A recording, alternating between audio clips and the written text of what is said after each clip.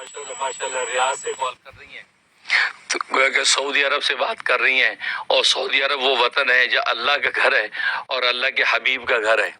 وہاں سے کال آتی ہے تو اس کو ہم اپنے لیے نجات کا ذریعہ سمجھتے ہیں کہ اللہ کے رسول کے وطن سے کال آ گئی ہے،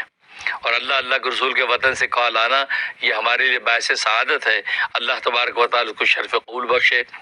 ناصر صدیقہ آپ بات کر رہی ہیں، آپ نے سوال کیا درود اور صلاۃ و سلام کا کیا مطلب. اصل میں درود تو اردو کا لفظ ہے، ہم نے جو ہے وہ صلاۃ کا ترجمہ درود کیا ہے، اور سلام کا مطلب سلام، تو اردو میں کہیں گے درود و سلام.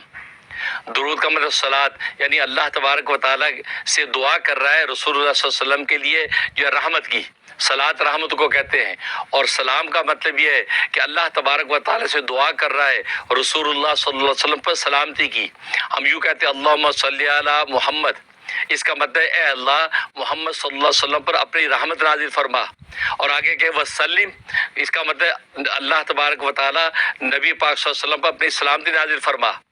تو درود و سلام کا مطلب ہے کہ رحمت کی بھی دعا بھی اور سلام کی دعا. تو صلاۃ و سلام کا مطلب ہے درود اور سلام دونوں صیغے استعمال کریں.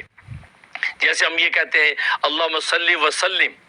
اے اللہ آپ رحمت نازل کیجئے، وسلم اور اسی طرح سلامتی نازل کیجئے، وبارک اور برکت نازل کیجئے علی محمد النبی الامی، اس محمد صلی اللہ علیہ وسلم پر جو وہ نبی ہیں جو امی ہیں. اب دیکھیں اس میں جو ہے وہ آپ نے رحمت کی دعا کی، سلامتی کی دعا کی اور برکت کی دعا کی ہے. تو یہ مطلب درود و سلام کا مطلب صلاۃ و سلام. اور آداب اس کے سب سے بڑا اس کا ادب محبت ہے. رسول اللہ صلی اللہ علیہ وسلم پر صلاۃ و سلام کا سب سے بڑا ادب محبت ہے. بس محبت کے علاوہ یہاں اور کوئی چیز نہیں چلتی. آپ جس عشق و محبت اور جس وارفتگی اور تعلق کے ساتھ آپ رسول اللہ صلی اللہ علیہ وسلم کے دربار میں صلاۃ و سلام پیش کریں گے، اس محبت کی وجہ سے آپ کی قیمت لگے گی، اور پھر آپ کا تذکرہ رسول اللہ کے دربار میں ہوگا. طبرانی اور نسائی کی حدیث ہے، فرمایا کہ جب دنیا کے کسی بھی کونے پہ جب کوئی شخص صلاۃ و سلام پڑھتا ہے تو ملائکہ کی مستقل ایک جماعت ایسی مقرر ہے جو صلاۃ و سلام کو لے کر رسول اللہ صلی اللہ علیہ وسلم کے دربار میں پہنچاتی ہیں. روضہ اقدس میں پہنچاتا ہے فرشتہ اور یہ کہتا ہے یا محمد صلی علیہ فلان ابن فلان قضا و قضا، اے محمد صلی اللہ علیہ وسلم فلاں جو بندہ ہے جو فلاں کا بیٹا ہے اس نے آپ پر اتنا اتنا جو ہے صلاۃ و سلام بھیجا ہے. تو آپ نام لے کر وہاں پر آپ کا تذکرہ کیا جاتا ہے، جس پر میرے دادا پیر قطب الاقطاب برکت اللہ حضرت مولانا شیخ الحدیث حضرت مولانا محمد زکریا کاندلوی مہاجر مدنی قدس سرہ، وہ یہ شعر پڑھا کرتے تھے کہ مر کے کسی کی زلف پہ معلوم ہو تجھے، مر کے کسی کی زلف پہ معلوم ہو تجھے کہ فرقت کی رات کٹتی ہے کس پیچ و تاب میں. فرمایا کہ یہ آپ کا تذکرہ، آپ کے نام کا تذکرہ رسول اللہ کے دربار میں ہو رہا ہے، بس اتنا ہی اگر کافی ہو، آگے اجر و ثواب بھلے نہ ملے لیکن ان کے دربار میں آپ کے نام اور آپ کے باپ کا نام لیا جا رہا ہے، اور وہ اتنا تذکرہ ہی ہمارے نجات کے لیے کافی ہے.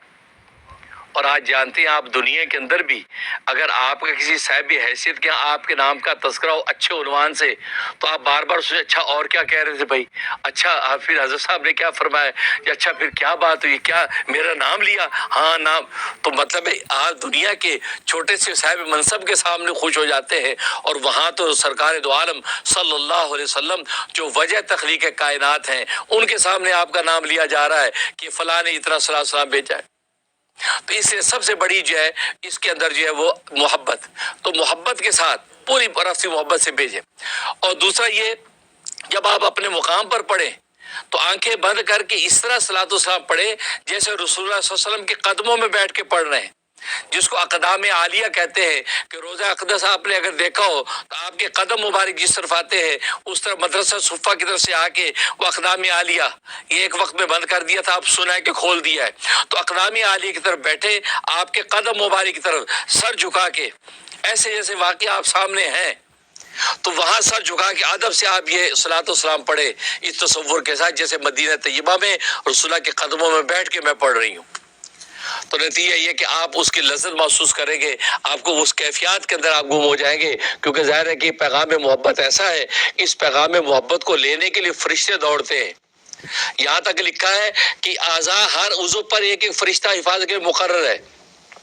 اگر ہاتھ کا کام ہے تو ہاتھ کے اعمال وہ لکھتا ہے، کان کے اعمال وہ کان والے لکھتے ہیں، آنکھ کے آنکھ والے لکھتے ہیں. لیکن عجیب بات یہ ہے کہ جب بندہ مومن منہ سے صلاۃ و سلام پڑھتا ہے تو سارے فرشتے اس کو لینے کے لیے دوڑتے ہیں، یعنی اپنا کام چھوڑ کے اس کو لینے دوڑتے ہیں، اس لیے دوڑتے ہیں کہ محبوب کا یہ پیغام محبت لے کے جب اللہ کے سامنے پیش ہوں گے تو اللہ کتنے خوش ہوں گے کہ فرشتے میرے محبوب کا پیغام محبت لایا۔ یعنی یہ صلاۃ و سلام کی قیمت ہے کہ فرشتوں کو گویا کہ اس کے لینے کے دوڑنے کی اجازت وہ دوڑ کے لیتے ہیں۔ اس لیے آپ اس محبت سے اس عقیدے کے ساتھ پڑھے کہ مدینہ طیبہ میں، اور کبھی کبھی ہے کہ معاہدہ شریفہ کا تصور کرے کہ آپ معاہدہ شریفہ کے طرح بیٹھے ہیں اور اس تصور سے پڑھنے کہ رسول اللہ صلی اللہ علیہ وسلم کی نظر محبت آپ پر پڑ رہی ہے اور آپ جو شرمندگی سے آنکھیں جھکائے بیٹھی ہیں کہ کس منہ سے میں چہرہ اٹھاؤں، کن گناہگار آنکھوں سے منور چہرے کو دیکھوں، یوں سر جھکا کے اور محبت سے آپ صلاۃ و سلام پڑھیں اور وہ صلاۃ و سلام رسول اللہ کے دربار میں پہنچ رہا ہے۔ بس تو یہ وہ بنیادی شرط ہے، اس ادب کو ملحوظ رکھ کے آپ پڑھیں گی تو آپ کو واقعی جو ہے صلاۃ السلام کا لطف بھی آئے گا اور رسول اللہ صلی اللہ علیہ وسلم کی طرف سے انشاءاللہ آپ کو توجہ بھی نصیب ہوگی۔